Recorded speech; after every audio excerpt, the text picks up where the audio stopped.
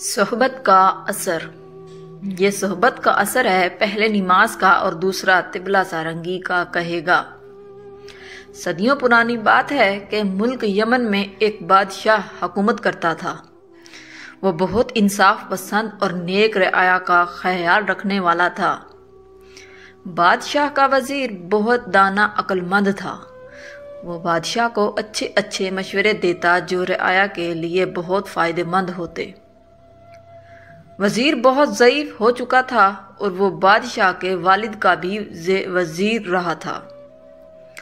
اس نے ایک دن بادشاہ سلامت سے کہا کہ اب میری صحت اجازت نہیں دیتی، آپ کوئی نوجوان ذہین وزیر رکھ لیں۔ مگر بادشاہ اس کے لیے تیار نہ تھا۔ بادشاہ نے کہا، وزیر محترم، آپ کی موجودگی میں کسی وزیر اعظم کا سوچا بھی نہیں جا سکتا۔ آپ جیسا عقل مند اور ذہین وزیر نہیں ملے گا۔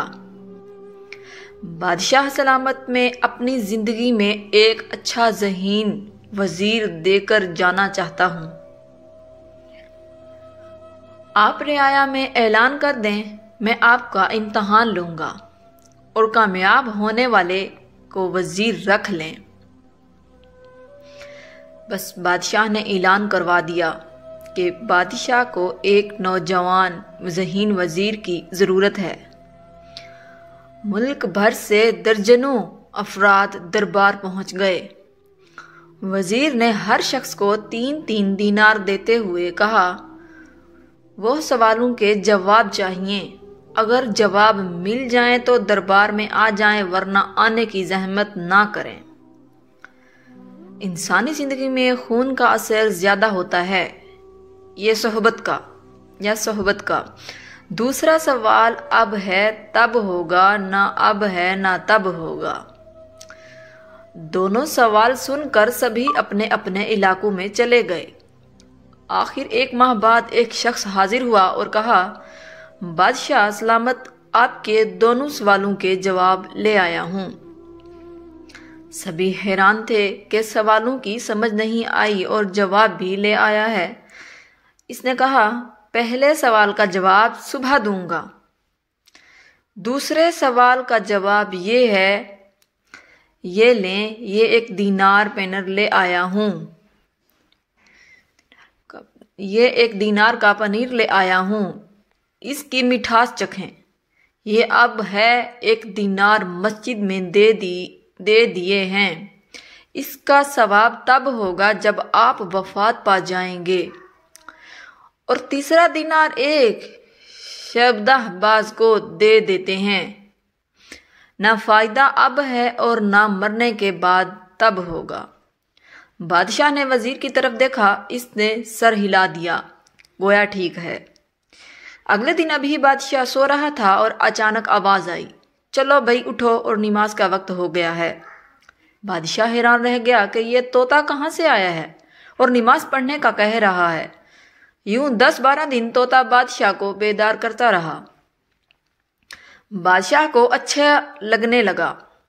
ایک دن اچانک آواز آئی، اٹھو ہڈ حرامو، طبلہ بجاؤ، سارنگی بجاؤ، چلو اٹھو ہڈ حرامو، طبلہ۔ بادشاہ کو بہت غصہ آیا کہ طوطے نے کیا حرکت کی ہے۔ اس نے تالی بجائی اور خادم حاضر ہوا۔ اس نے حکم دیا، اس نامراد کو پکڑو، جب دربار لگے تو اسے پیش کرنا۔ کہ کس کی اتنی جرأت؟ خادم طوطا لے کر چلا گیا۔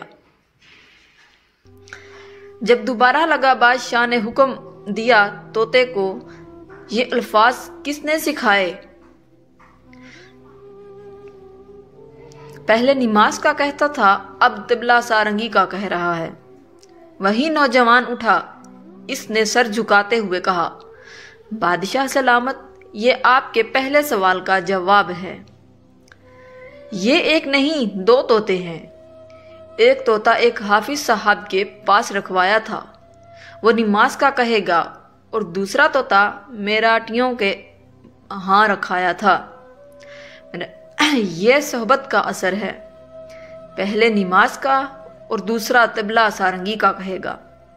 حالانکہ دونوں کا خون ایک ہے اور صحبت الگ الگ، بادشاہ بڑا خوش ہوا۔ وزیر نے کہا بادشاہ سلامت، اسے وزیر رکھ لیں، یہ عقل مند اور ذہین ہے۔ چند ماہ بعد وزیر کا انتقال ہو گیا۔ کچھ عرصہ بعد پڑوسی ملک کے بادشاہ نے حملہ کر دیا۔ وزیر نے کہا بادشاہ سلامت، آپ خود جائیں یا کسی تجربہ کار سپہ سالار کو بھیجیں، مگر بادشاہ نے نوجوان شہزادے کو بھیج دیا۔ بادشاہ خود شکار کو روانہ ہو گیا۔ شہزادہ بھی خیمے میں آرام کرتا رہا اور فوجیوں کو بھیج دیا۔ فوج بے دلی سے لڑی اور شکست کھا کر بھاگ گئی۔ یہ خبر سن کر بادشاہ کو بہت صدمہ ہوا۔ بادشاہ نے وزیر کو حکم دیا کہ شکست کے اسباب معلوم کر لے۔ ایک دن بادشاہ شہزادے اور فوجیوں نے سنا کہ وزیر نے اعلان کروایا ہے کہ اس شخص کا انتقال ہو گیا جو جنگ میں شکست کا باعث بنا تھا۔ جس نے دیکھنا ہو وہ چھاؤنی پہنچ جائے۔ سبھی حیران تھے کہ یہ بدبخت کون ہے جو شکست کا سبب بنا تھا۔ بادشاہ شہزادے اور دربار اسے دیکھنے کے لیے چھاؤنی گئے۔ ایک کمرے میں ایک جگہ کوئی کفن میں لپٹا پڑا تھا۔ بادشاہ نے اس کا کفن اٹھایا، دیکھا ایک بڑا سا آئینہ پڑا تھا۔ اس کو اٹھا کر دیکھنا، اپنا چہرہ نظر آیا۔ ساتھ ایک رکا پڑا تھا، جس پر بادشاہ نے وزیر سے پوچھا ہم ملک کے بادشاہ ہیں، یہ عوام ہماری لیے آیا ہے، ہم اس کے کیسے دشمن ہو گئے؟ وزیر نے سر جھکاتے ہوئے کہا بادشاہ، میں نے مشورہ دیا تھا کہ کسی بہادر سپہ سالار کو بھیجیں، مگر آپ نے میری بات نہ مانی اور شہزادے کو بھیج دیا۔ شہزادہ خیمہ گاہ میں آرام کرتا رہا۔ اس نے فوج کو لڑنے کے لیے بھیج دیا۔ فوجیوں نے بھی بہادری کا مظاہرہ نہ کیا، یوں سب اپنے دشمن آپ ہوئے۔ اب بھی موقع ہے، آپ خود اس کی سرکوبی کے لیے جائیں۔ پھر دیکھیں بادشاہ خود لڑنے کے لیے گیا۔ اس کی فوج بھی بڑی بہادری سے لڑی اور دشمن کو شکست دی۔ دیکھا بچوں، اسی طرح آپ بھی محنت کریں گے، کامیابی آپ کے قدم چومے گی۔ اچھی صحبت اختیار کر لیں تو اچھے بنیں گے، اور خدا نخواستہ بری صحبت اختیار کریں گے تو برے ہونے کا خدشہ ہے۔ اللہ تعالی ہمیں نیک بننے اور زیادہ سے زیادہ علم حاصل کرنے کی توفیق دے، آمین۔